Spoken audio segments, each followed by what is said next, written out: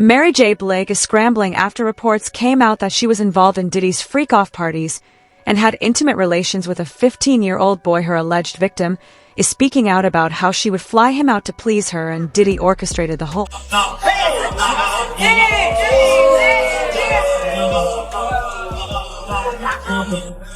Mary J. Blige has allegedly been identified in one of the recently decrypted freak-off tapes uncovered by federal investigators at Diddy's residence. Authorities reportedly recovered nearly 2,000 hours of footage from computers at Diddy's Miami mansion, and as more data is decrypted, additional celebrities may be implicated, according to insider reports. Blige, who has long acknowledged Diddy's role in launching her career, is now facing scrutiny over their connection. Meanwhile, I was afraid of success, afraid to do anything that could put so much attention on me. And then when I met him, he was the complete opposite. And he was such a good thing for me because I needed what he had. And so his ambition pushed me to be ambitious because I didn't know how, because, you know, when you come from where I come from, you're scared to be ambitious. You're scared to want more. And so when I met Puff, I was, blown away, but it took some years to grow into that and accepting someone that just was so excited about being seen and about having, the lights on him and wanted it for you more than you wanted it for yourself. So, Puff was a huge. Alleged victim Danny Boy claims he met Mary J. Blige at one of Diddy's parties alongside Suge Knight. According to Danny, Suge informed him that Mary was interested in him and wanted to spend time together. At the time, Danny was just 15 years old and didn't understand why she would take an interest in him. It wasn't until Mary led him to a private. Blige is allegedly on a freak-off tape with Diddy. It's been going around all over TikTok that Mary J. Blige is in a freak-off tape with Diddy, and she's saying that this was her rite of passage. And a lot of people have always wondered about Mary J. Blige, and they feel like she is in on some shit because she has never opened her mouth, and she has been with Diddy since the very beginning. And there are a lot of photos on the internet with Mary J. Blige with Cassie, and as you can see during these photos, Cassie has visible bruises on her body. Now, all this information with Mary J. Blige allegedly being in a freak-off tape with Diddy instantly made me think of Danny Boy. Mary J. Blige slept with a 15-year-old Danny Boy when she was 24 years old, and Danny Boy admitted that Mary J. Blige would fly him out to New York multiple. Well, that's why I was kind of confused when I heard Kurt saying that Mary was pot girl. Because at that time, she was my girl. At that time, I'm 15, 16 years old, and she flying me in to see her. And you know what it is when a girl back up on you, you young and shit, and I'm trying to show her that she ain't phasing me. I'm hard as goddamn. She's backing up against me. This Mary J. Blige. And quite nice with the guy. I don't even know if you're supposed to say you had. Following Danny Boy's accusations, Mary J. Blige initially remained silent on the matter. However, the evidence presented by Danny Boy has reportedly backed up his claims, making them difficult to ignore. Allegedly, Mary J. Blige developed deep feelings for him, and after the accusations surfaced, she fell into a state of depression. In the end, that I'm human, and I'm not going to allow people to take my freedom. Only freedom I have is freedom to be me, freedom to do me, freedom to move around the way I want to, say what I want to, and not let you put me in a box. Hers is a freedom hard fought and earned. Born in the Bronx in the 1970s and raised by a single mother, Blige says she had a rough childhood. As a young girl, she was sexually abused.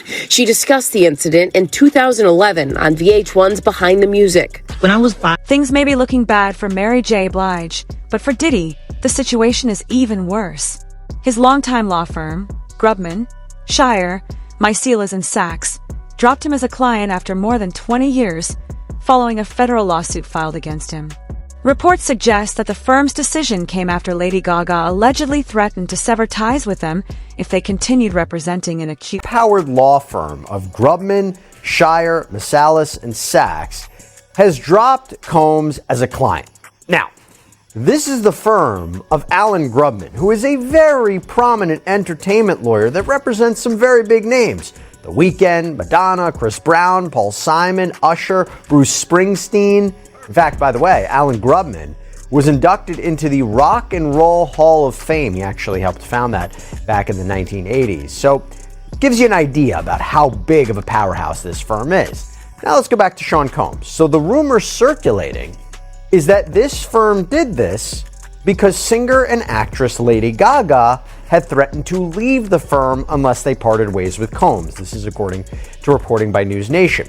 And it's a big deal because the rapper and producer had apparently been with Grubman's firm for over 20 years. He was friends with Alan Grubman, by all accounts.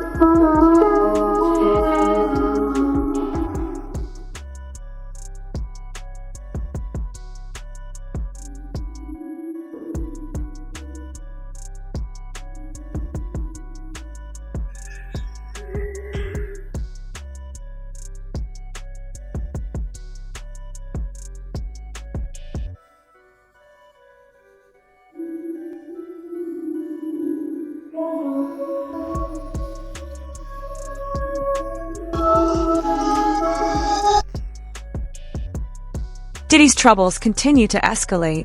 The legal team he hired after being dropped by his longtime law firm is now also beginning to walk away. Most recently, his attorney, Anthony Rico, has filed a motion with Judge Aaron Superin, signaling further instability. Doing fine. It's a difficult circumstance. He's making the best of the situation. A situation one of Diddy's attorneys won't be part of, Anthony Rico announcing in court docs, under no circumstances can he continue defending the embattled rapper. Serious proceeding with serious consequences, and all of us are addressing it accordingly. In a motion filed on Thursday, Rico stopped short of revealing why he's stepping down from Diddy's legal team, just months ahead of the music mogul's scheduled trial date in May for sex trafficking and racketeering charges, all of which Diddy's King called it the law of unintended consequences. So sometimes the more you push a person down, the stronger they get. That's Rico speaking up late last year for his now former client. ET's learned the attorney's exit will not affect Diddy's other attorneys, nor their defense strategy. I told Mr. Combs I'm going to try and get his case to trial as quickly as possible. He has been ready to defend this case since he first found out about this case.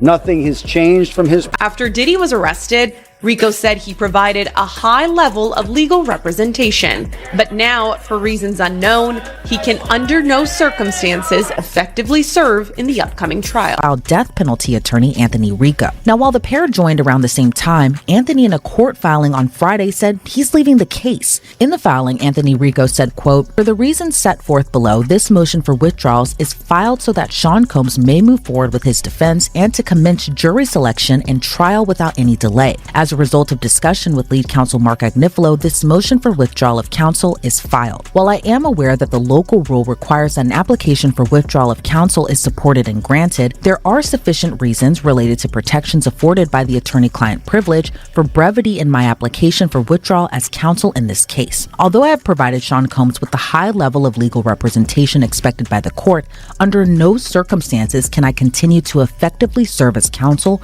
for Sean Combs," end quote. Now, essentially in legalese, I quit, but I can't go into details because of attorney-client privilege. According to the filing, though, the defense shakeup won't delay the case. Diddy will continue with 5 attorneys. That's Mark Agnifilo, Tenny Garagos, Alexandra Shapiro, Jason A. Driscoll, and Anna Esteval. Now, a judge still has to sign off on the motion, but with the government taking no position on it and the fact Anthony Rico spoke with Mark Agnifilo about it before filing the motion, a judge... What did Anthony Rico and Grubman Shire Mellis and Sock see when they decided to leave Diddy? Is the evidence against Diddy really that bad? Here's what some industry insiders had to say about the...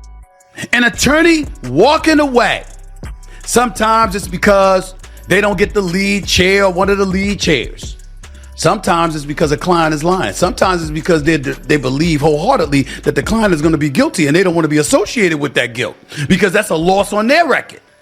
It could be a variety of things, but the fact that we are speculating about that when the trial date hasn't even started yet concerns me, because I'm one of those people, ladies and gentlemen, who firmly believes it's virtually impossible to find a jury that's not contaminated by some kind of information that's been put out to the public before a trial begins.